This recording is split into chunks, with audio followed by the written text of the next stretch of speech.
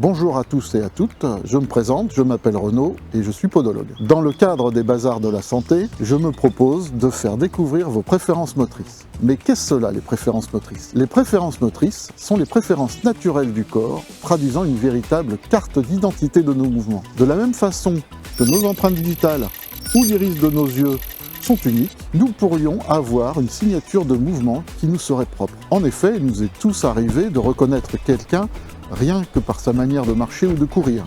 Aussi, et nous pouvons faire cette expérience ensemble, lorsque vous croisez vos bras, pourquoi cela se fait-il systématiquement ou presque dans le même sens, le même bras au-dessus de l'autre? Il faut même parfois réfléchir pour faire l'inverse. Je voulais vous donner un autre exemple. La façon de s'asseoir aussi est caractéristique.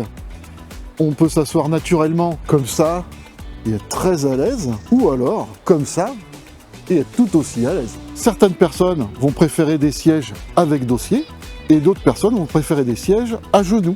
Cette intelligence du corps est innée, elle permet de nous adapter à notre environnement. Tous les mouvements qu'un nouveau-né est capable d'exécuter ont été rodés au cours de la vie fœtale et inscrits dans son corps et dans son cerveau. Les essais et répétitions des mouvements réflexes et leur rencontre avec l'environnement physique et humain jouent un rôle essentiel dans le processus d'intégration neurologique de la motricité. Ainsi, la répétition des réflexes permet leur intégration sur le plan neurologique et s'opère simultanément ou parallèlement une mémorisation du pattern psychomoteur et cognitif propre à chaque individu. Ainsi, pour chaque individu, un mouvement et une respiration appropriée maintiennent, rétablissent ou développent le comportement ajusté à chaque instant. Découvrir ses préférences motrices, c'est se mettre en mouvement en fonction de son profil et c'est se réapproprier son propre corps et être en accord avec soi-même. On pourrait citer Lao Tse pour finir: celui qui en sait beaucoup sur les autres est peut-être instruit, mais celui qui se comprend lui-même a encore plus de pouvoir.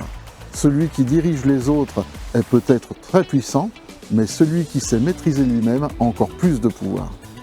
Merci d'avoir suivi cette vidéo jusqu'au bout. Bon, comme vous le voyez, je ne suis pas un professionnel des réseaux sociaux ni de YouTube, donc je vous invite quand même à partager, liker cette vidéo, à la commenter, et pour faire vivre les bazars de la santé. Et je vous dis surtout à bientôt.